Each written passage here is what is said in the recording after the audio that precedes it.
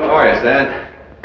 You must have been held up at Mount Kenna Field. We knew you arrived 2 hours ago. Oh, I had a friend's aunt for a passenger. Had to get the old lady home first.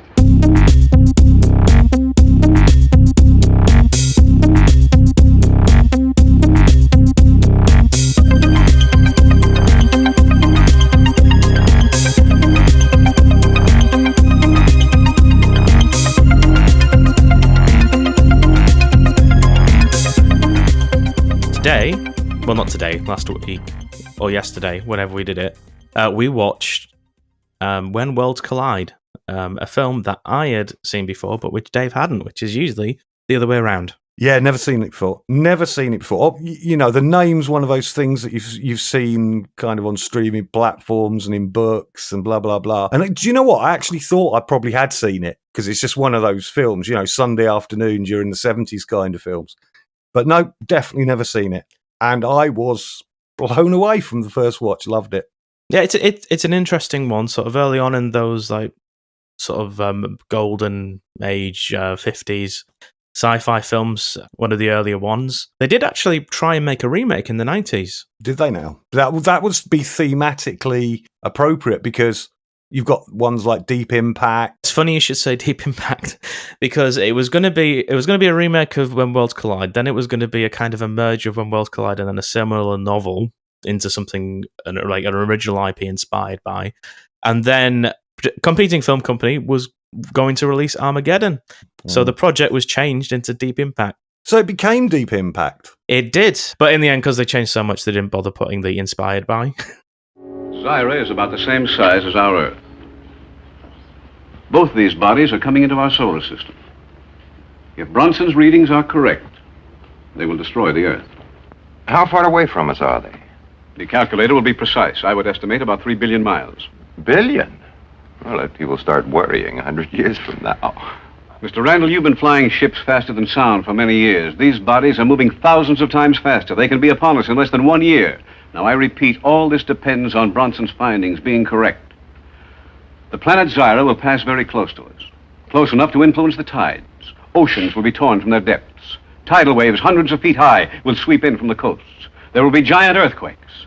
Handfuls of people may survive if provisions are made. We'll make them. Every possible effort. Whatever help my factories can give, we will give gladly. It will be useless. Soon after, Bellus will come into direct collision with the Earth. Our world will end.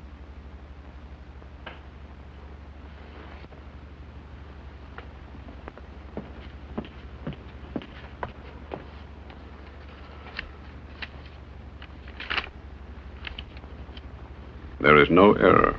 The premise of this film is that some scientists discover that a rogue solar system is colliding with our own, or more specifically, is about to collide with the planet Earth. The star is called Bellus, which is orbited by a single planet, Zyra.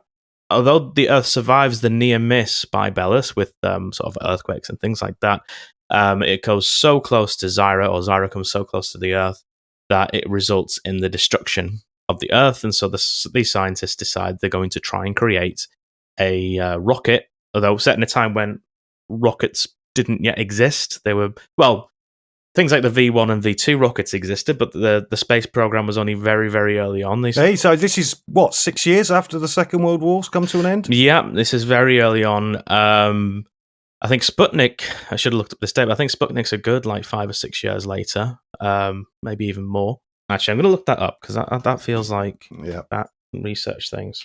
But I might leave in the bit about me saying on Blogger. I should have looked it up. Sputnik. It'll bring up the vaccine, won't it? Sputnik 1. 1957.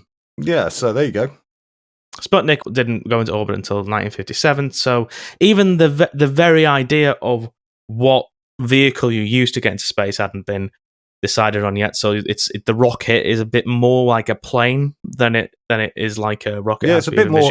It's a bit more like the space shuttle, isn't it? Than and it goes off a big slider. I love those big slider like things. A ramp that goes down and goes. Yeah. Goes up. I sort of, when I was watching it with my dad, and I sort of said, "Oh, they got that wrong then." And my dad said, "Well, actually, it's not a bad idea." And when I said some things, I can't remember what he said, but apparently, according to my dad, who knows a lot about these things, it wasn't that bad of an idea. And I wouldn't be surprised if things like that happen in the future, to be honest. But anyway, yes. So can I just say one thing before you finish with the plot? Because I loved the idea that this wasn't just a sun crashing into the earth or something like that, that it was this kind of double whammy. Yeah, that's a good point. That's a really interesting move. And it's completely unnecessary in a sense, right? It's unnecessary for the drama, but it's great for the psychology of the movie. You know, it's got because they get to do this bit where, yeah, look, so this planet is going to come really near us. It's going to pass by. It's going to be earthquakes. The ocean bed is going to be ripped up. Volcanoes are going to explode. Most of the human race will be wiped out, but there'll be few pockets of people that will survive, and all of this, that, and the other. And everyone's going, all right, okay. And they go, and then 5 days later, right, the sun will swing round and it will crash straight into the earth, and we'll all die after it. Oh, right, okay. It's like, I've got some good news and I've got some bad news. Which one do you want first? Yeah, it's dramatically really interesting. And I guess really coming from the speculative fiction basis of it, it's like, just sort of looking, well, what would happen if a solar system? Well, it depends on whether the sun or the planet hit you first. And then you pick the one that's more dramatically interesting. It is from a novel, this. It is from a novel. Yeah. Yeah. So I didn't realise that until today. I was like, oh, I would have actually read Apparently, our friend Hannah has a copy of it sitting on her bookshelf because her boyfriend, big sci-fi reader. Oh, right. Does he listen to our podcast? Of course. Who doesn't? You hesitated. Yeah, there'll always be hesitation there. Right. Yeah. Anyway, so sorry, interrupted you there, but I thought that would be just a quick aside. I thought that was a really nice to be fair, moment. It wasn't actually an interruption except in your mind because I had finished the plot because that's basically it. The only thing to sort of mention is that there is a love plot. It's there.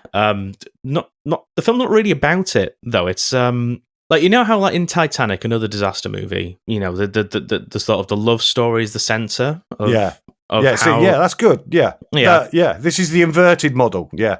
Yeah, I guess, sort of the disaster thing that sort of shows you. But a lot of it's very sort of factual. There's some interesting bits with the love story, but it feels very theatre-y. It's very Aristotelian in the sense that, you know, it's just very efficient in way it tells that these two people meet and they have fallen in love and then they end up together.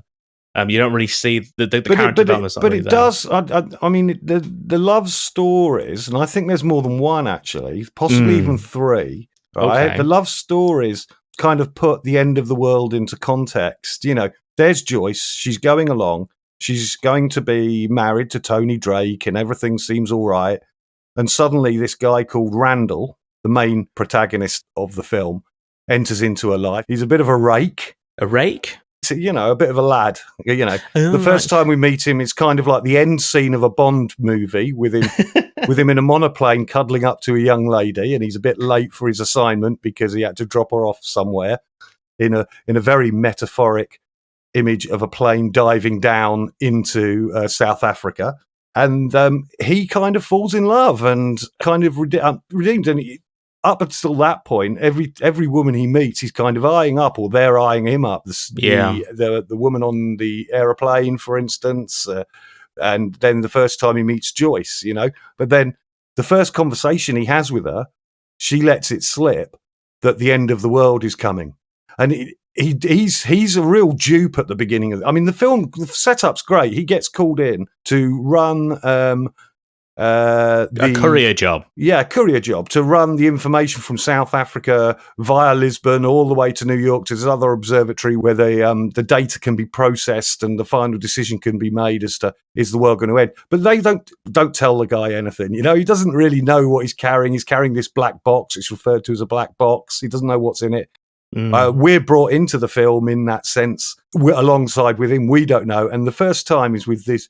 You know, he meets this lovely woman who you know he's going to try it on with, and she basically tells him, lets it slip, that the world is going to die, and it kind of it's played jokily. He doesn't really know if he's understanding what she's saying, but at that point it changes who he is. Yeah. Well, it starts the change. He's still wanting the cash on delivery when he first gets there, but that's the beginning of the change of him. And she's changed by meeting him as well. And they don't really understand it. You know, what the filmmaker's trying to do, they're trying to bring this big, devastating event down to a human level that we can understand. Yeah. In other words, it's upsetting the normal plans of life. He would have gone on to another job, another woman, she would have got married to the very upstanding surgeon. They would have had kids. This event changes everything. I haven't any more right to a ride on that ship than any other man in this camp. I'll grant you that. I'll even admit my motive was a selfish one. I want to do things according to Hoyle, Dave, but, well, Joyce is pretty important to me. And to me. I'm glad. I'd do anything to ensure her chances, wouldn't you? It isn't a free ride for Joyce. She's qualified to go. No more than some others. We're stretching the point because she's important to both of us. Well, why not, for her sake, stretch the point a bit farther to include you? No. Now, look, Doctor, I've wrestled with this thing for weeks. I can give you a dozen reasons why I shouldn't go. Can you give me one good reason to include me? She wants you, Dave. That'll change. Tony will be there. She's used to having him around. They would have been married if I hadn't come into the picture. Anyhow, why worry? Maybe I drew a lucky number. You didn't take any number from that box? I'd mentioned there were two other love scenes as well, or lines through. And just there's a lovely kind of almost asides with this young couple. Yes, with, I found out from a YouTube video I watched, the male part of that couple was the first ever TV Superman. Really? Yeah. Heavens. Later or earlier than that? Earlier. He had already been Superman. Right, okay. Yeah, I love that little story. They keep kissing, they keep meeting. When everyone gets sent to the bunker and put into their bunk beds, and the men go into one dormitory and the women go into the other, they have a kiss before they go off in different directions. So they've got 600 people working there. Only 40 of them are going to be able to go onto the spaceship to save them from this double whammy. He's chosen, she isn't, and then there's that kind of reprieve at the end as well. So that's a lovely little story. Yeah. And then there's the other story of Mike, the little boy that's saved, who then goes on and saves the dog, and the dog has puppies. And I think that, in its own way, is a little love story as well. So this idea of love and changing relationship, the human dimension of it is played at a number of levels throughout the film. There is a possibility, a very remote one, that a few people may be saved. The world will be destroyed, but a few people will be saved? The world, our world, will come to an end on August 12th in slightly more than 8 months. There is no margin for error in that, sir. But we believe that the planet Zyra once contained living matter. We believe, and this is theory, not certainty, that some form of vegetation may still exist on Zyra.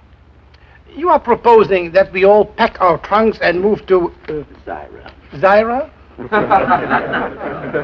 No, sir. But we are hoping that, with God's help and guidance, a few people may do exactly that. 20th century Noah's Ark, huh? Yes, one or more of them, as many as can be built in this short time. Eventually, as Zyra and Bellus speed closer toward us, even a layman will be able to see the danger. Much as a train looms up in the distance, in an instant it is upon you. With enough funds, labor, and material, Dr. Fry believes that rocket ships can be built to fly to Zyra, which will be closest to us. But remember, 8 months is very little time for construction. Only if work begins immediately can this be done. If you wait until the danger is visible to the naked eye, it will be too late to escape. Bellus and Zyra will be upon us and crush the earth.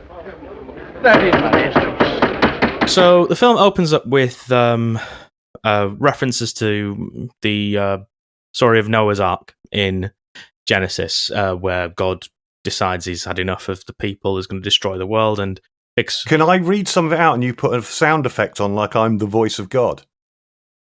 No. No. No, just no. Okay. All right. I don't think I could do that in a way that wasn't really cliched. What's your problem with cliches, my friend? Look at half the films we look at. But anyway, carry on. I'll put you off. Carry on talking about the corrupt humans, a corrupted earth, the end of flesh, this genocidal God. Let's get into that. Yeah, no, I think that summarizes what's going on there quite well. And so what we've got a story there is a chosen few, while others are sort of left behind. And obviously there's a moral take on that as well. Harder to see where the morality lies in this film. The only real kind of antagonist other than people's just refusal to admit that this is going to happen. Even that's not really an obstacle because there's nothing you can do to save the people anyway. Except save a few best and brightest. They say there's obviously a moral decision there. Is Sidney Stanton, this entrepreneur who's funded the ship, the last bit of funding needed to take off, compared to the philanthropist who just gave the money freely. He wanted to be able to pick who was going, and he wanted to definitely be on it. So there is a kind of not anti-capitalist but anti-greed ethic there. But ultimately, the main difference between this story and Noah's Ark is that the savior is science. Well, that's interesting because I think you're right. Because you mentioned how it opens, and it's worth saying that visually, what we see are 2 pages of the Bible with a kind of choir swelling behind. It's not read out. Yeah, because I'd sort of seen written somewhere that it was going to open with that. I was like, oh, okay, it's nice to hear. What's his face who played Moses? As who I would have picked to read it out. Charlton Heston. Yeah, Charlton Heston. Right, reading that out. Something dramatic voice. No, it's just, as you say, it's just the... And then there's a page turn. We get the second page. I will destroy them with the earth, people with the earth. But then King James translation. Oh, very good. I thought you might know a bit more about it than me. I couldn't even be bothered to look up if it was a real verse or just Hollywood version. It's the prosy version. Okay. But then it's worth saying, and this is why I wanted to mention this, it's a double start. We get that opening, but then it immediately does cut to a different scene of a solar system, stars in the universe, little spinky things. And there is a narrator. Now we've got a narrator. Needles in a heavenly haystack. There are more stars in the heavens than there are human beings on the earth, blah, blah, blah. The telescopes of men of science constantly are searching out, to discover the laws of the solar system and all of this, that, and the other. And then that leads us into there's observatories watching out into space to find stuff out, placed on high places. And then that leads us into the film. At the very end of the film, of course, we return to an image that is very resonant of the opening with the Bible. It says, the first day on a new world had begun. These 40 people, various animals, all descend from the ark and enter into this new promised land, this new world. I mean, there's resonances there with the Americas as well, of course. Yep. I was thinking to myself, and there's a question I wanted to ask you. It seemed to me like 951, this is playing to 2 audiences simultaneously. Yeah, it wants Middle America with the Bible Belt. Yeah. And it wants the East and West Coast with the scientists, with the more sciencey people. You cynic. I think that's it's sandwiched between the 2, and because it didn't need to start with either of them. All right, I'll pay for the rest of your art. Splendid. One thing, I select the people who'll go with us. This won't be a commercial liner. There may be space for 40 or 50 human beings, some machinery and livestock. The minimum needs to begin a new life. You're not qualified to select those people. Nevertheless, I reserve that privilege. Make up your mind. It is made up. You admit you don't relish dying. You're willing to put up this money as life insurance. The guarantee that if the world ends, you'll be among the few with a chance to reach this new world. That makes my proposition a simple one. Your money for your life. We'll do the picking together. Half and half. No. Why not? Why should you set yourself up as the only one to give life or take it away? The proposition still stands. Your money for your life.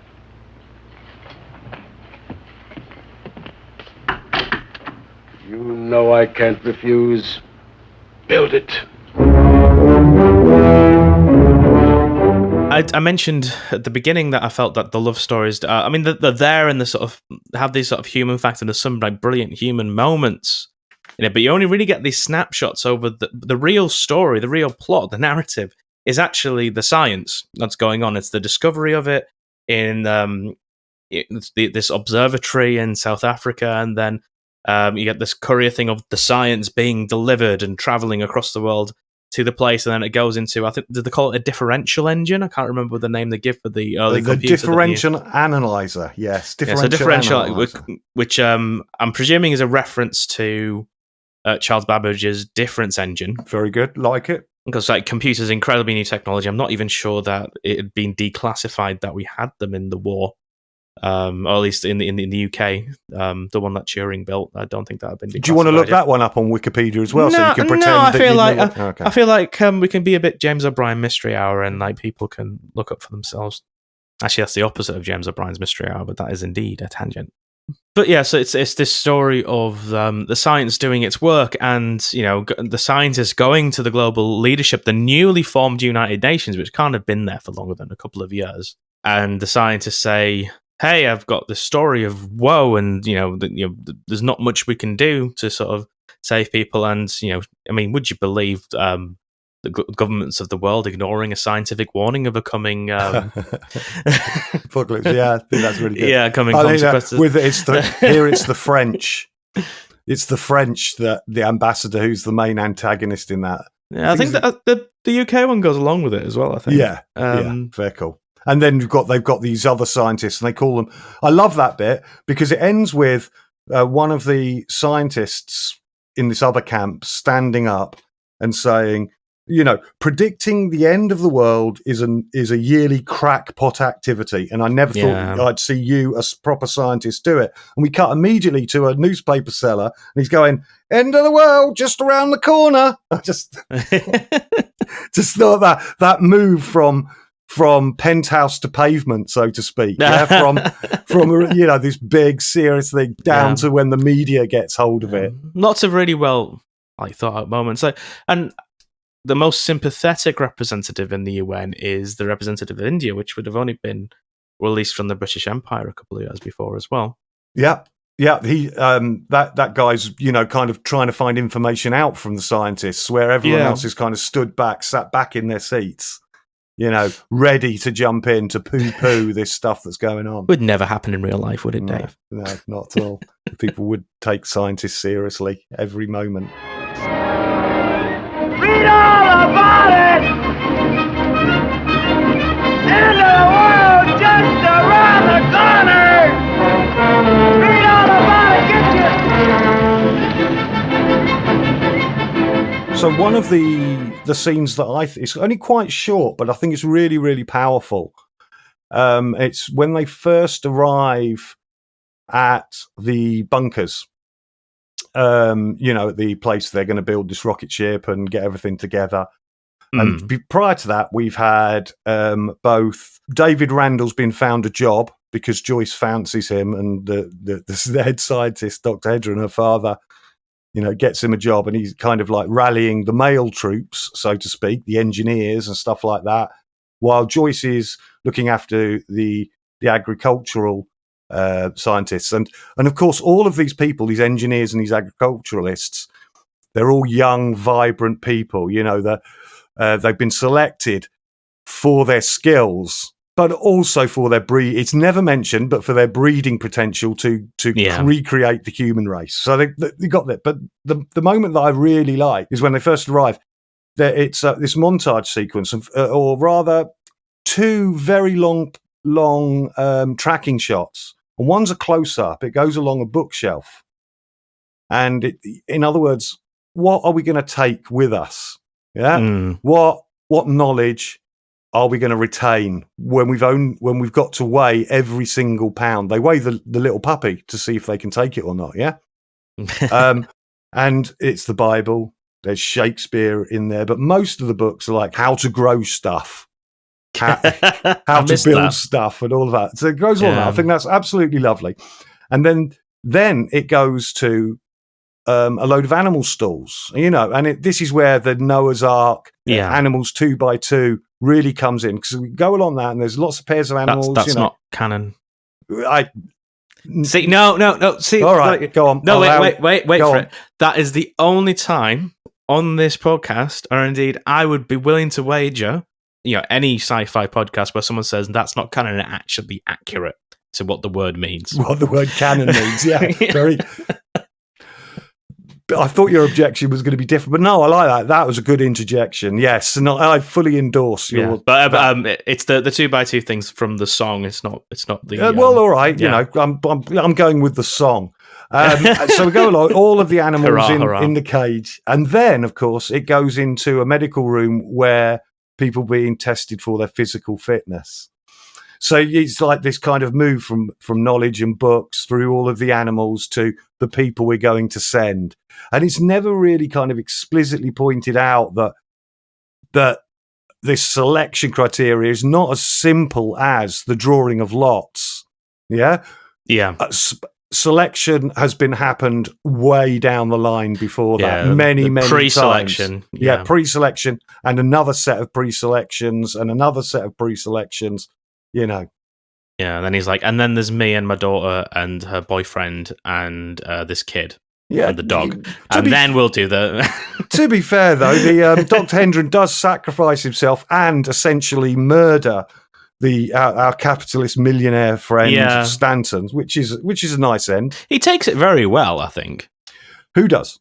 Stanton. No. Oh, yeah, no, he gets out of the wheelchair and stuff. He gets out of the wheelchair. Yeah. I mean, there's, was it Lazarus, pick up your bed? There's a real moment of this is an overwhelming moment where he stood up, where he stood up and he's kind of reaching out his hands as his spaceship's taking off without him.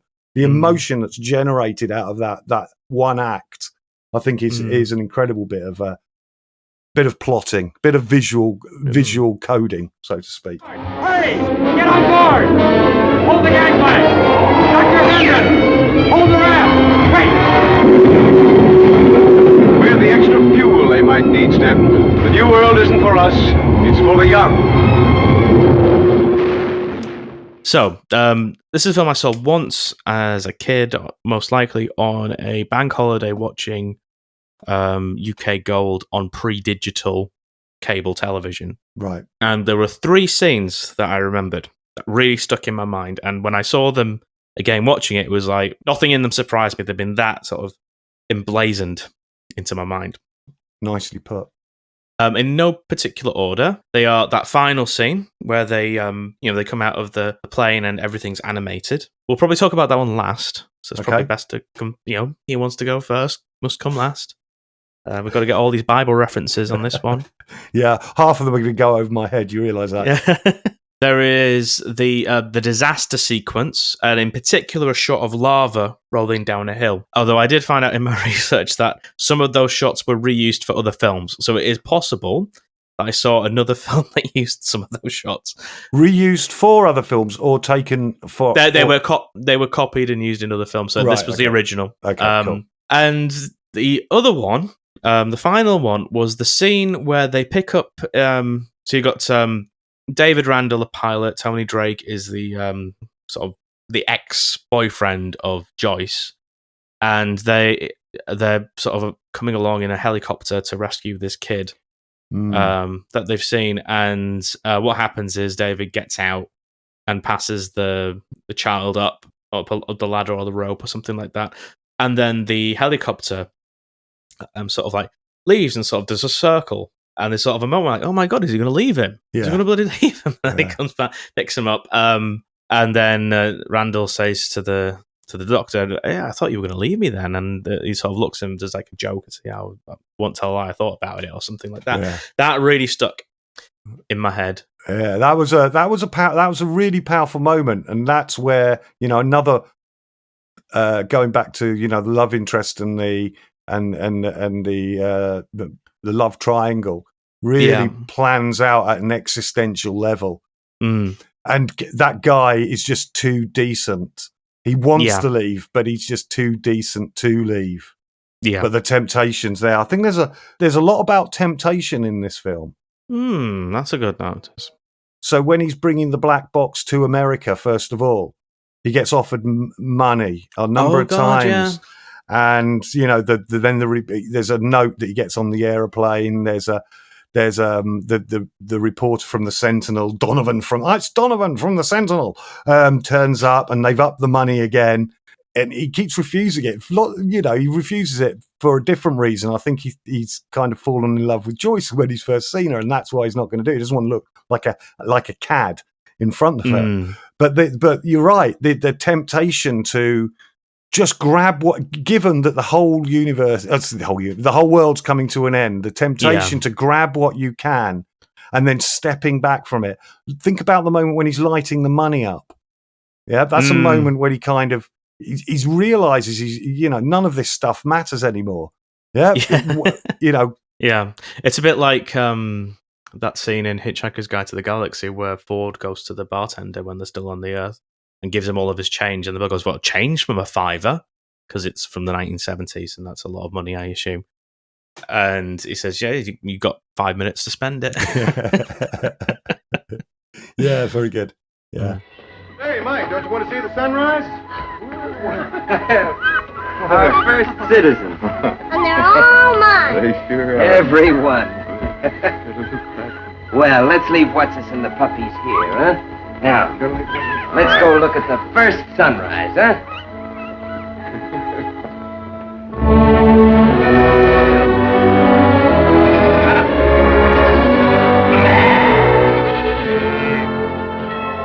I think you're right. There is this morality that runs all the way through it, and I think it is a Judeo-Christian idea of greed versus selflessness, and sort of rising above those sorts of interests, and being better, trying to sort of like improve yourself in these ways. And although we were talking about sort of the science and religion aspects of it, I mean, it being those two things aren't necessarily in conflict. I mean, to use an image from John Paul II, the two wings of a dove working together, because it's not enough to have the science and the technology. There has to be the decency there as well, or at least what the film thinks decency is. Yeah.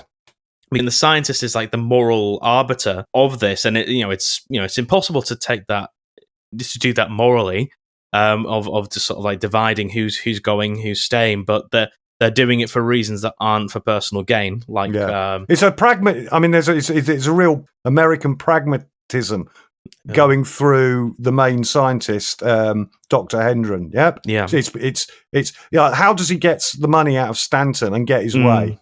Yep. He just simply says to him, I know you don't want to die. You want to get on this plane. You don't get to choose who goes on it. Your money or your life. Yeah, your money or your life. It's total pragmatism there. Yeah. But then again, he sacrifices himself. It only just occurs to me now, but it's a bit like Moses not being able to enter paradise or enter the promised land because he committed murder.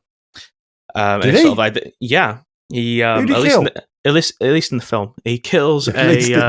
You had a pop at me for quoting, the song. Anyway, carry on. I did think about buying a decent translation of Exodus, but anyway, so he kills a governor played by played by a really famous English actor in the film. That sounds familiar. The one who isn't the one who did the War of the Worlds narration. There's a whole tier of fractal negatives going on there. Let's just do it. I'm gonna look this up because it's really annoying me. The 10 Commandments. I'll kick myself on it. Not Burton. Might have been Burton. Richard Burton, yeah, it was Richard Burton. There we go. Cool. That was a pure guess, not memory, by the way. Yeah, so anyway, he kills Richard Burton, and because he's killed Richard Burton, he's not allowed to enter the Promised Land. So it's a bit like, the Dr. Hendren has done evil as part of his is sort of sorting the wheat from the chaff, Bible references, and therefore is not made for the Promised Land. I mean, how does he put it? It's for the young. It's how he justifies it. And I guess that's the only moral way of being the selector is not selecting yourself, because you can't be a selector and a selectee and maintain any kind of moral high ground. Yeah, I like that. We've alluded to it. I just want to think about the idea of apocalypse here. This idea of Armageddon, the Last Judgment, Doomsday, however you want to put it. It's there throughout Christian and Jewish scripture, Mayan calendar, Hindu scriptures. It gets picked up in the Romantic period by people like Blake and Hölderlin. Revelation keeps coming back. We know of all of these end of the world cults. that have, the end of the world is coming, millennium bug, the Mayan calendar was supposed to happen in 2002, I think. Anyway, all of this sort of stuff. There is actually a conspiracy theory based on this film. Well, I think it is based on this film, about the idea there's a star that NASA's not telling us about, that if you go to Antarctica, you can see with the naked eye. And you think it's this film, not Deep Impact or something like that, which came a lot later? Well, Deep Impact's not about a star. Okay. Oh, sorry. So it's about a star. All right. Okay. Yeah, that's a fair point. Okay. Yeah. Well, there you go. But it's, I want to talk, not about the eschatology, the religious dimension, theology, but more about the desire for the end of the world. The first day of the new world begun. I think that's the third time I've said it. Yeah. How it's put in that biblical text, that we're going to start again. We can have a blank slate, and there'll be survivors, and there'll be almost like a back to nature kind of.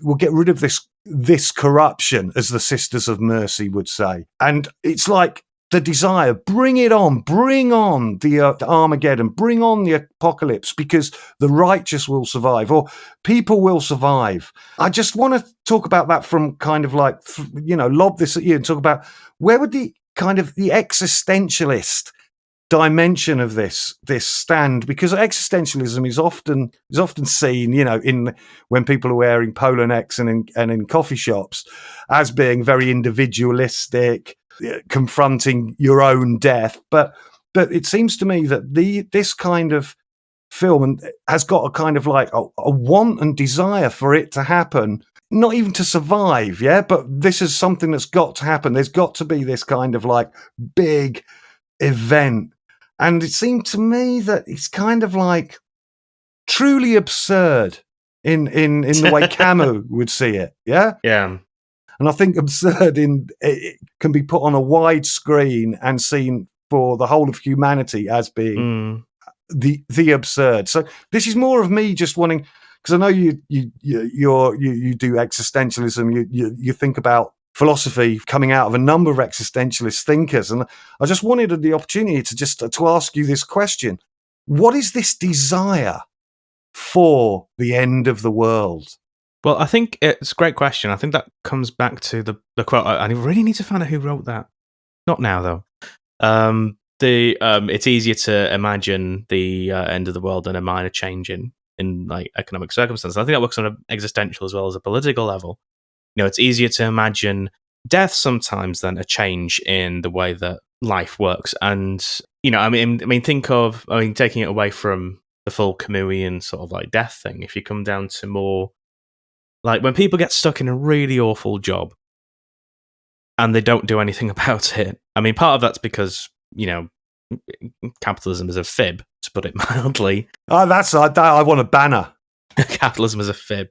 But, people sort of stick to it because the job has become all of their life and they can't imagine it going away. And it's almost like, I don't know if you've ever had this feeling. I certainly have, where I would have almost rather just be fired than continue working, but that I haven't got the energy to or the imagination left. I can't imagine myself in anything but this job. That's a really good observation, and I think everyone's felt that. And indeed, people talk about self-sabotage like it being a bad thing. But sometimes you do self-sabotage relationships. Why do some people, do they still do this? I don't know. I haven't been out of the house. I haven't met another human being. You have been out of the house. We went for a drink on Sunday. I'm playing to the audience. My point would be, people have affairs. Why? To break up a marriage, and people will do things at work in order to get fired because they can't do it themselves. Absolutely. Now, to bring back to the existentialist thing, going to Sartre, and this is one of we've got an iffy relationship with Sartre, but this is one of the things I absolutely agree with him on. The reason why we do these things is a kind of denial of our own freedom.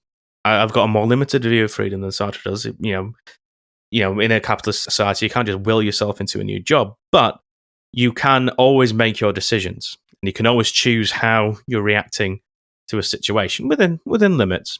And the way Sartre would put this is that basically, because the real horror is that you choose everything, and the burdens that come with that. That really, there's nothing stopping you from doing X. That's the real horror. We kind of let ourselves slip into thinking that there are other powers involved, to the point where we would need we need this big event that will sort it out for me. The example that came to mind while you were talking about this is it's not actually about destruction, but he talks about a gambler, or anyone who's sort of displaying sort of behavioral addictive behavior, not chemical, behavioral addictive behavior. And I think it applies to me with like takeaway food or just eating badly or things like that. He says so the gambler feels like what they can do is just sort of like, no, this is the last time. I'm never going gambling again. This event, I am making this moment in my life, this Pauline Damascene moment where I will never ever do that thing again. And you create this sort of sort of imagine it as a wall between you and the gambling table, or a wall between you and social media, or whatever it is that habit that you're trying to break. And you try and construct this wall, but it doesn't work because you made the wall. It's not real. You can't actually implement a real gap between you and your choices. You're always going to be able to unmake it because you made it in the first place. So I'd say that kind of desire that you're talking about for the end of the world, so that we can have these chosen 40 who will create a better society, is that would be a real destruction. It'd be like it would be easy not to be addicted to gambling if there was just no gambling tables anywhere. Yeah, because already you're willing to put a barrier between you and it, trying to destroy your attraction to it, trying to destroy your own desire, but you cannot destroy desire.